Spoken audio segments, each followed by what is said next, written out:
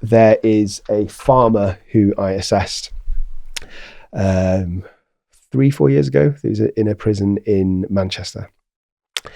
And he had basically, him and his wife had separated. They were not divorced yet, but they were going through proceedings. And his wife was having another relationship, and he knew about this.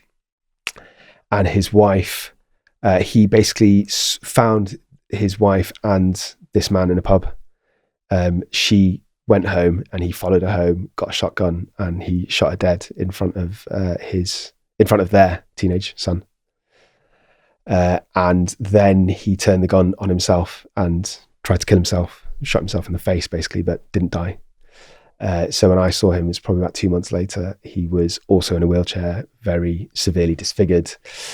He didn't have a jaw, didn't have a bottom half of the face, and the plastic surgeons had tried to like reconstruct his face. But the thing that I remember was that they'd taken grafts of his skin, and the grafts were like different colors.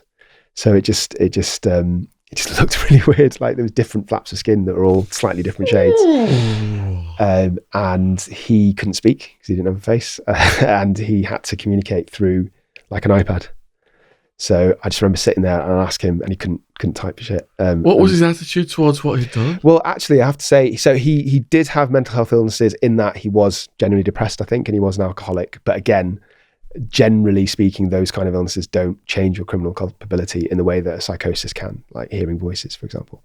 To his credit, he completely took responsibility. He didn't try and, weasel his way out of it at all. He told me straight up, I completely regret what I did. I was in a jealous rage. I tried to kill myself. I wish I was dead right now. I take full responsibility.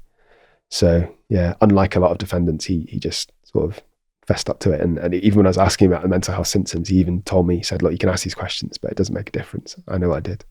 But obviously I had to do the assessment properly for the court report.